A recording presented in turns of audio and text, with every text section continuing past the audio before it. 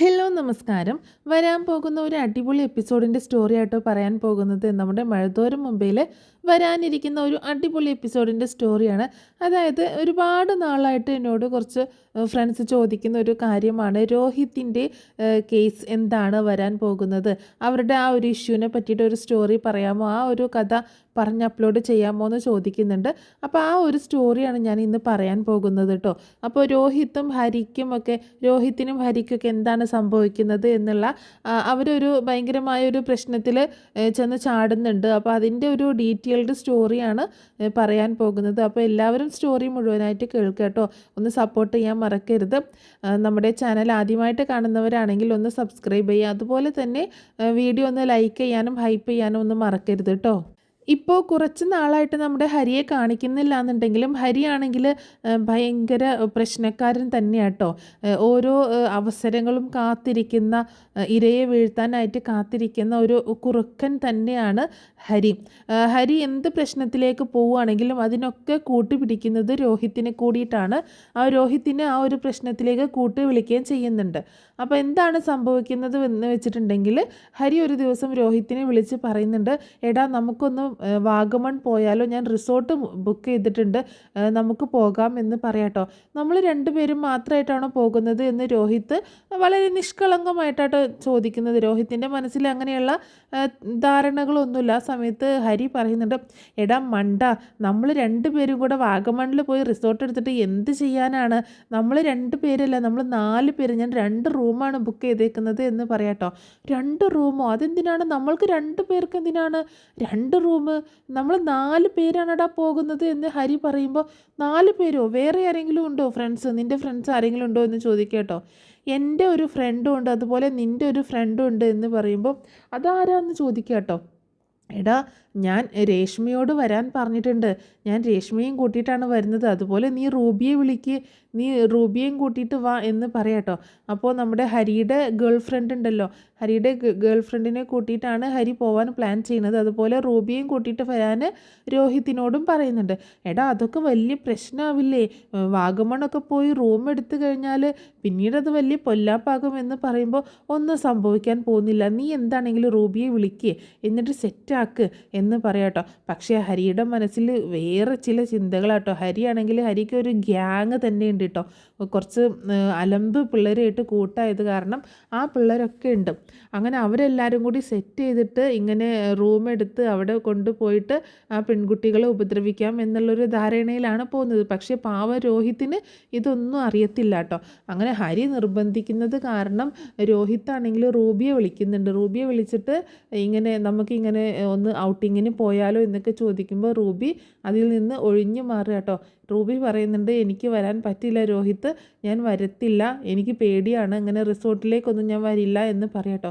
നീയല്ലേ പണ്ട് വരാമെന്നൊക്കെ സമ്മതിച്ചത്, നമുക്ക് പോയിട്ട് ഒരു ദിവസം സ്റ്റേ ചെയ്ത് തിരിച്ചു പോരാടോ എന്ന് പറയുമ്പോൾ, ഏയ് വേണ്ട, അതൊന്നും ശരിയാവത്തില്ല, ഒരു ദിവസം ചുമ്മാതൊന്നും സ്റ്റേ ചെയ്യത്തില്ലല്ലോ, അതുകൊണ്ട് ഞാനില്ല എന്ന് പറയാട്ടോ. നമ്മൾ 2 പേരും മാത്രം, അതൊന്നും ശരിയാവില്ല എന്ന് പറയുമ്പോൾ, നമ്മൾ 2 പേരും മാത്രമല്ലടാ, ഹരി ഉണ്ടല്ലോ, നിനക്ക് ഹരി അറിയില്ലേ, ഹരിയും അവൻ്റെ ഗേൾ ഫ്രണ്ടും കൂടി വരുന്നുണ്ട് എന്ന് പറയാട്ടോ. ഏയ് ഹരി ഫുള്ള് ഉഡായിപ്പാണ്, അതൊന്നും ശരിയാവത്തില്ല, ഞാൻ വരത്തില്ല എന്ന് പറയണം.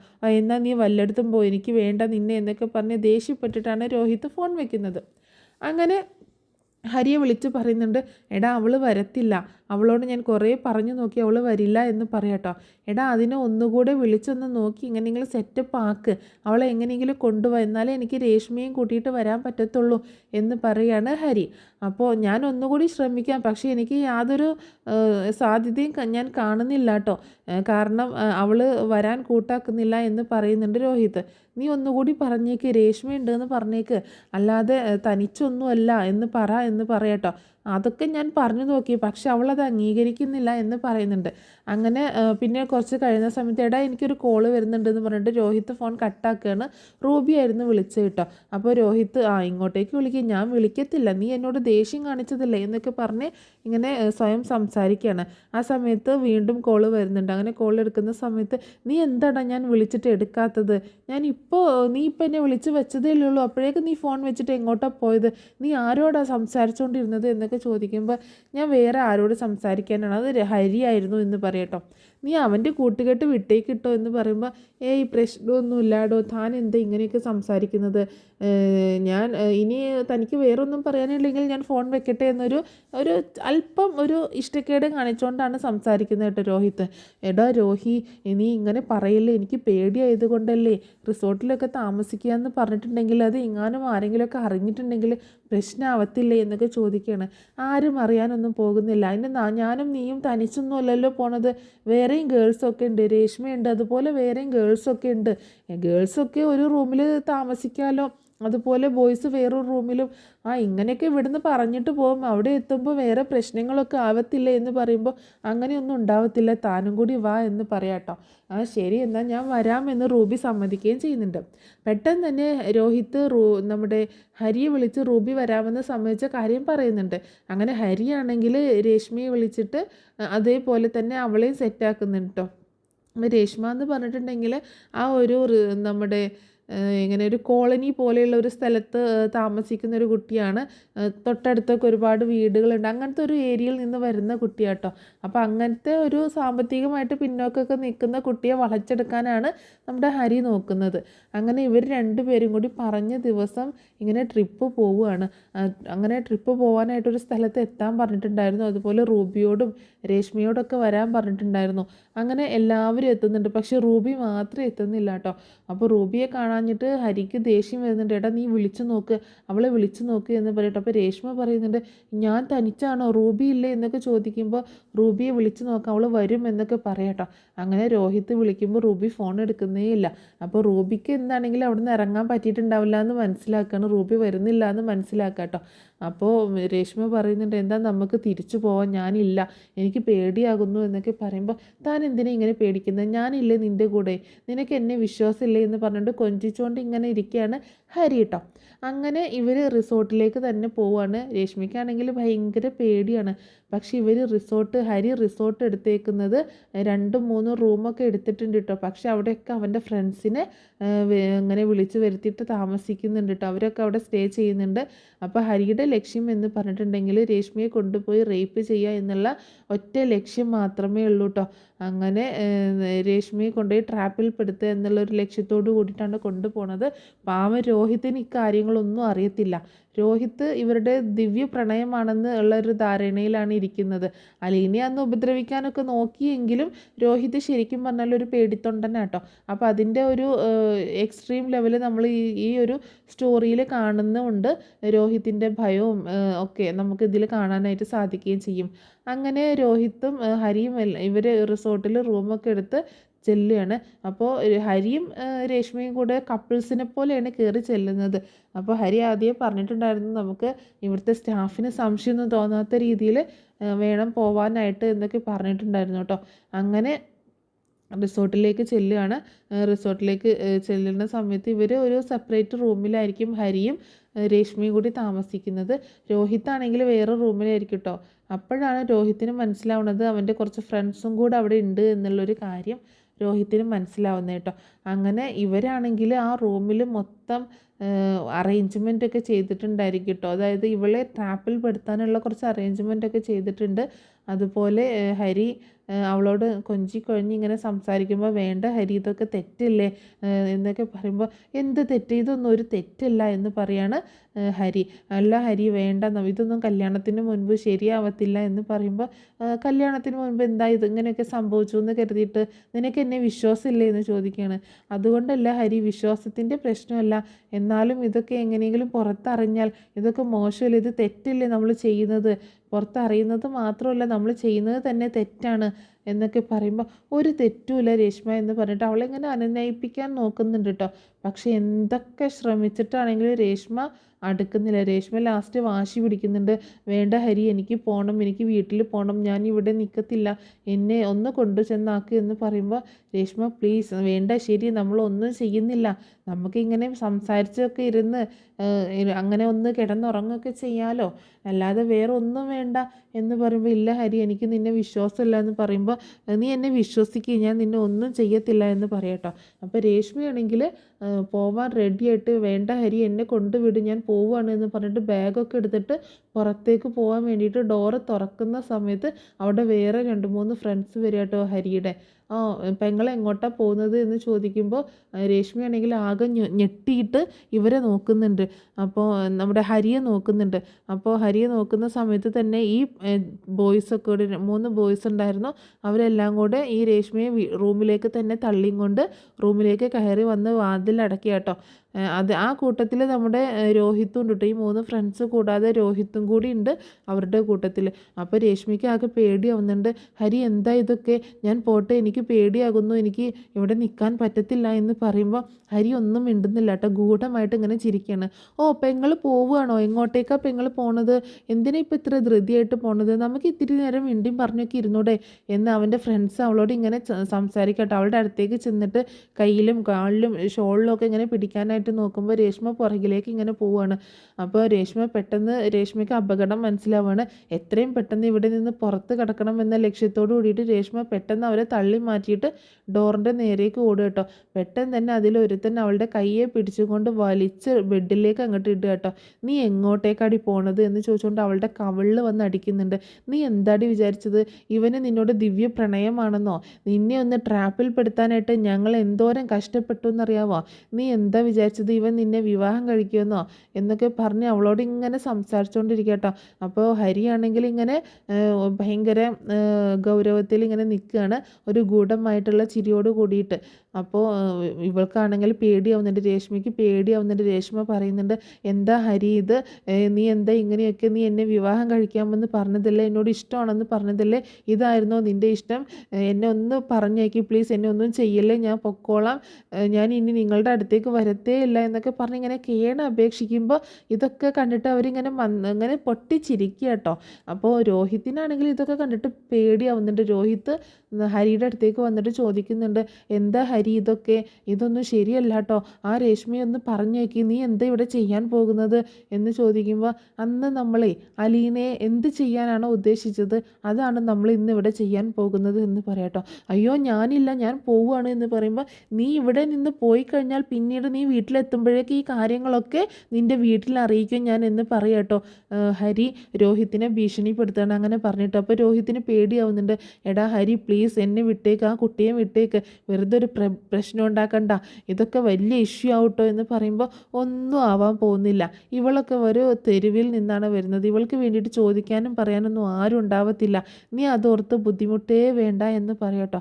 അപ്പോൾ രോഹിത്തിന് ഭയങ്കര പേടിയുണ്ട്, ഇത് എന്തായിരിക്കും സംഭവിക്കുക, ഇനി ഇവിടെ എന്താ സംഭവിക്കാൻ പോണത് എന്നൊക്കെ ആയിട്ട് ഭയങ്കര പേടിയാട്ടോ.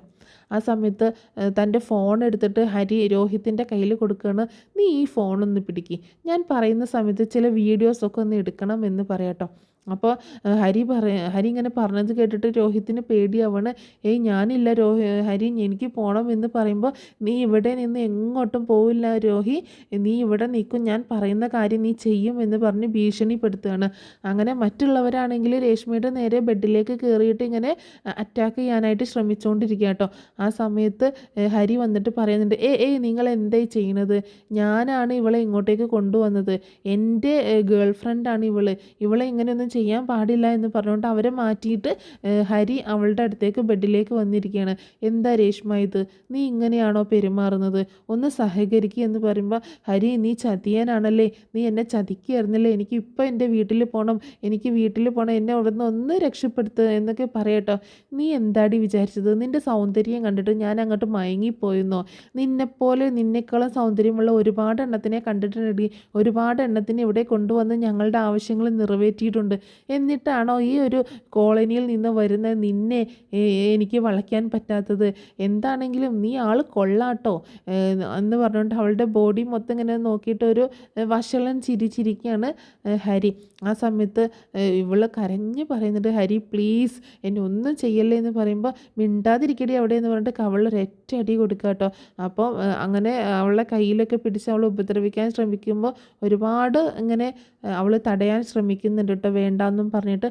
പക്ഷേ ഈ 4 ബോയ്സ് ഉണ്ടല്ലോ, അവരുടെ ഇടയിൽ രേഷ്മയ്ക്ക് പിടിച്ചു നിൽക്കാൻ പറ്റുന്നില്ല കേട്ടോ.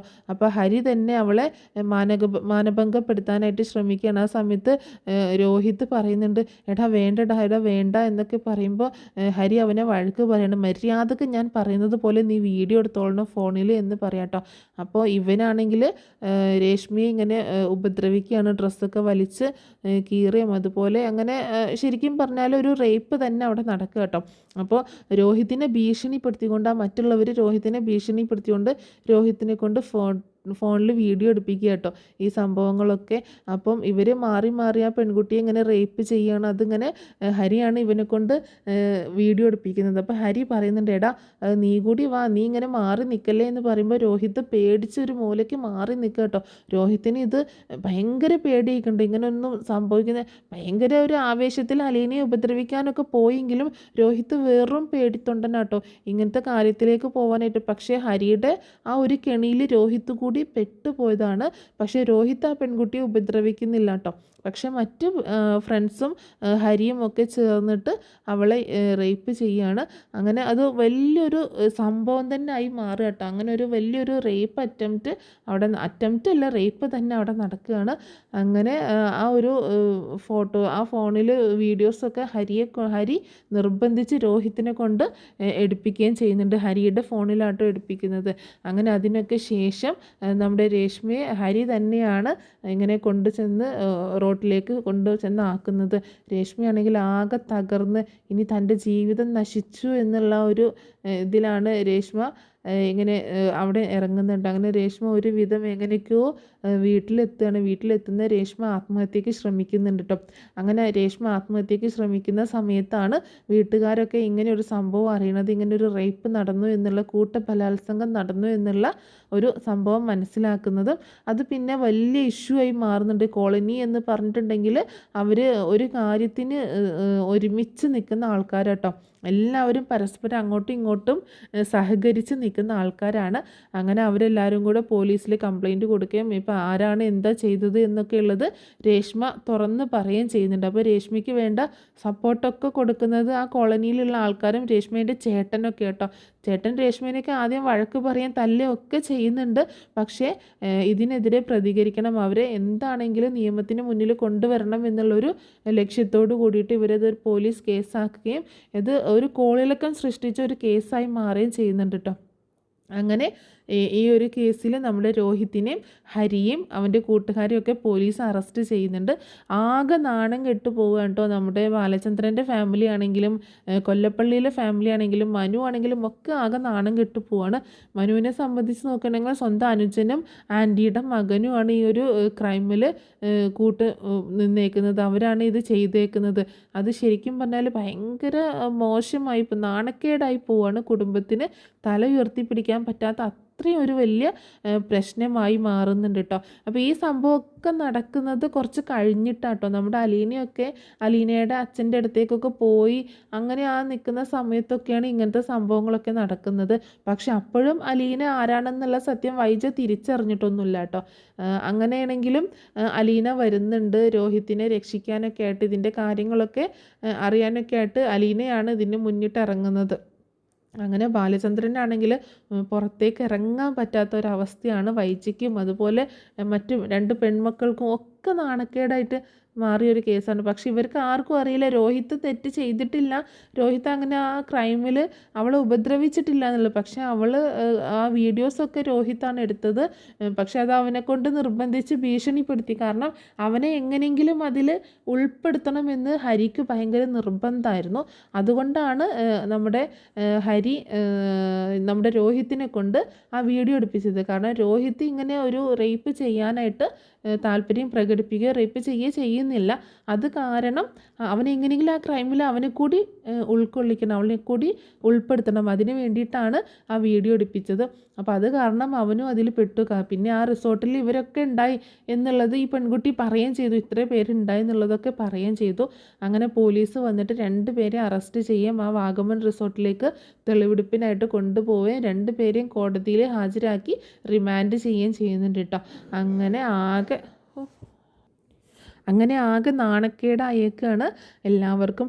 അപ്പോൾ മനു ഒക്കെ ആണെങ്കിൽ ആകെ വിഷമിച്ച് പോവാട്ടോ. ഇങ്ങനൊരു സംഭവം എന്ന് പറഞ്ഞിട്ടുണ്ടെങ്കിൽ തല ഉയർത്തിപ്പിടിച്ച് നടക്കാൻ പറ്റാത്തൊരു കേസായി മാറിയില്ലേ. മനു വീട്ടിൽ ഭയങ്കര പ്രശ്നം ഉണ്ടാക്കുന്നുണ്ട്. കമലയാണ് ഇതിനെല്ലാത്തിനും കാരണമെന്ന് പറഞ്ഞിട്ട് കമലയെ നല്ലതായിട്ട് വഴക്ക് പറയുന്നുണ്ട് കേട്ടോ. കാരണം മോനെ തേനെ പാല് എന്നൊക്കെ കൊഞ്ചിച്ച് അവൻ ഈ ഒരു അവസ്ഥയിൽ എത്തിച്ചത് അമ്മ ഒറ്റ ഒരുത്തിയാണെന്ന് പറഞ്ഞിട്ട് കമലയുടെ നേരെ ചാടി കടിക്കാനെന്ന പോലെ മനു വരുന്നുണ്ട്. ഇനി എങ്ങനെ രക്ഷിക്കാനാണ്? എന്നെ നോക്കണ്ട ഈ കേസിലേക്ക്. പോയി രക്ഷിക്കുക മോനെ, രക്ഷിക്കുക. എന്നിട്ട് നാട്ടിലെ പെമ്പിള്ളേർക്കൊന്നും വഴിയിറങ്ങി നടക്കാൻ പറ്റാത്ത രീതിയിൽ വളർന്നേക്കാണ് മോനെ എന്നൊക്കെ പറഞ്ഞ് മനു കലി തുള്ളി അങ്ങനെ ഇറങ്ങുക കേട്ടോ. അതേസമയം വീട്ടിലാണെങ്കിൽ ബാലചന്ദ്രനൊക്കെ തകർന്നു പോവുകയാണ്. അങ്ങനെ ഈ വാർത്ത അറിഞ്ഞിട്ടാണ് അലീന ആകെ വിഷമിച്ച് അലീന വരുന്നുണ്ട് കേട്ടോ. അലീന സ്റ്റാൻലിയോട് ചോദിച്ചിട്ടൊക്കെ ഇങ്ങോട്ടേക്ക് വരുന്നുണ്ട്. ഇങ്ങോട്ടേക്ക് വരുന്ന സമയത്ത് വൈജയ്ക്ക് ഭയങ്കര ദേഷ്യമാണ്. എന്നാലും ബാലചന്ദ്രനെ വന്ന് കാണുകയും ബാലചന്ദ്രനോട് അലീന സംസാരിക്കുകയൊക്കെ ചെയ്യുന്നുണ്ട് കേട്ടോ. ആ സമയത്ത് അലീന പറയുന്നുണ്ട്, എനിക്ക് ഉറപ്പാണ് അച്ഛാ, ഒരിക്കലും രോഹിത് ഇതിൽ പങ്കാളിയായിട്ടുണ്ടാവത്തില്ല എന്ന് പറയാട്ടോ. അവനൊരു പേടിത്തൊണ്ടനാണ്, അവനൊരിക്കലും ഈ ക്രൈമിൽ കൂട്ടു നിൽക്കാൻ പറ്റത്തില്ല എന്ന് പറയാട്ടോ. എങ്ങനെയെങ്കിലും അവനെ നമുക്ക് രക്ഷിക്കണം എന്നൊക്കെ പറയുമ്പോൾ ബാലചന്ദ്രൻ പറയുന്നുണ്ട്, വേണ്ട, എന്തിനാണ് രക്ഷിച്ചു കൊണ്ടുവന്നിട്ട്? അവൻ ക്രൈം ചെയ്തോ ചെയ്തില്ലേ എന്നുള്ളതല്ല, അവൻ ഹരിയുടെ കൂടെ പോയില്ലേ, ആ ഒരു റിസോർട്ടിൽ അവൻ എന്തിനാണ് പോയത് പിന്നെ എന്നൊക്കെ പറഞ്ഞ് ആകെ പ്രശ്നമാവാണ്. അങ്ങനെ എന്താണെങ്കിലും ഒരു ദിവസം ബാലചന്ദ്രനും അലീനയും കൂടിയിട്ട് രോഹിത്തിനെ കാണാനായിട്ട് പോകട്ടെ. രോഹിത്തിനെയും ഹരിയെയും കാണാനായിട്ട് പോകുന്നുണ്ട്. കൂടെ മനു ഉണ്ട് കേട്ടോ. അപ്പം മനു ഹരിയെ കാണുമ്പോൾ ഭയങ്കര ദേഷ്യമാണ്, ഹരിയോട് സംസാരിക്കുന്നേ ഇല്ല. അങ്ങനെ രോഹിത്തിനോട് സംസാരിക്കുന്ന സമയത്ത് രോഹിത്ത് കരഞ്ഞുകൊണ്ട് പറയുന്നുണ്ട്, അച്ഛാ ഞാൻ ചെയ്തിട്ടില്ല അച്ഛാ, ഞാൻ ഒരു തെറ്റും ചെയ്തിട്ടില്ല അച്ഛാ, ഈ ഹരി എന്നെ പെടുത്തിയതാണ് അച്ഛാ എന്നൊക്കെ പറഞ്ഞ് ഇങ്ങനെ പറയുമ്പോൾ ഹരി ഒന്നും മിണ്ടുന്നില്ല കേട്ടോ. അപ്പോൾ ഹരിയോട് മനു ചോദിക്കുന്നുണ്ട്, സത്യം പറയടാ എന്ന് പറയുമ്പം മനുവിൻ്റെ അടുത്ത് ഹരി പറയുന്നുണ്ട്, അതെ രോഹിത്ത് ഒരു തെറ്റും ചെയ്തിട്ടില്ല, അവന് ഞങ്ങളുടെ കൂടെ വന്നു എന്ന് മാത്രമേ ഉള്ളൂ എന്ന് പറയാട്ടോ. അപ്പോൾ എങ്ങനെയെങ്കിലും രോഹിത്തിനെ രക്ഷിച്ചെടുക്കണം എന്നുള്ള ഒരു ചിന്ത അലീനയ്ക്ക് വരികയാണ്. അലീന പറയുന്നുണ്ട്, രോഹിത്തിനോട് വിഷമിക്കേണ്ട, ഞാൻ പുറത്തിറക്കിയിരിക്കും എന്നുള്ളൊരു വാക്ക് കൊടുക്കുക കേട്ടോ. അങ്ങനെ പിന്നീട് അലീന രോഹിത്തിനെ രക്ഷിക്കാൻ വേണ്ടിയിട്ട് ഒരുപാട് കാര്യങ്ങളൊക്കെ ചെയ്യുന്നുണ്ട്. അപ്പോൾ ഇനി അത് ഞാൻ ഒരു നെക്സ്റ്റ് എപ്പിസോഡിൽ പിന്നീട് ഞാൻ പറഞ്ഞ് അപ്ലോഡ് ചെയ്യുന്നതായിരിക്കും കേട്ടോ. ഞാനിത് ഇപ്പോൾ പറയാൻ കാരണം ഇതിപ്പോൾ കുറച്ച് കഴിഞ്ഞിട്ട് സംഭവിക്കാൻ പോകുന്നത് കേട്ടോ. ഇപ്പം തന്നെ ഒന്നും സംഭവിക്കത്തില്ല. ഒരുപാട് നാളായിട്ട് ഈ രോഹിത്തിൻ്റെയും ഹരിയുടെയൊക്കെ ഇഷ്യൂ ചോദിക്കുന്നുണ്ട് കുറച്ച് പേര്. അതുകൊണ്ടാണ് ഞാനിത് പറഞ്ഞത്. അപ്പോൾ ഇനി എങ്ങനെയാണ് രോഹിത്തിനെ ആ കേസിൽ നിന്ന് ഒഴിവാക്കുന്നത്, അതോ രോഹിത്തിന് ശിക്ഷ കിട്ടുന്നുണ്ടോ, ഹരിക്ക് എന്താണ് ശിക്ഷ കിട്ടുന്നത് എന്നുള്ള കാര്യങ്ങളൊക്കെ നെക്സ്റ്റ് ഒരു എപ്പിസോഡിൽ പറയുന്നതായിരിക്കും കേട്ടോ. പിന്നീട് എങ്ങനെയാണ് രോഹിത്തും അതുപോലെ രേവതിക്കുട്ടിയും തമ്മിൽ കണക്റ്റ് ആവുന്നതും അവരെങ്ങനെയാണ് ലവ് ചെയ്യുന്നത് എന്നുള്ളതൊക്കെ, അവരുടെ ലവ് സ്റ്റോറിയൊക്കെ ഞാൻ നെക്സ്റ്റ് ഒരു എപ്പിസോഡിൽ ഡേ ബൈ ഡേ ആയിട്ട് ഇങ്ങനെ ഓരോന്നായിട്ട് ഞാൻ അപ്ലോഡ് ചെയ്യാം. അപ്പോൾ ഈ സ്റ്റോറി എന്താണെങ്കിലും എല്ലാവർക്കും ഇഷ്ടമായിട്ടുണ്ടാവുമെന്ന് വിചാരിക്കുകയാണ്. ഇഷ്ടമായിട്ടുണ്ടെങ്കിൽ നമ്മുടെ ചാനലൊന്ന് സപ്പോർട്ട് ചെയ്യാൻ മറക്കരുത് കേട്ടോ.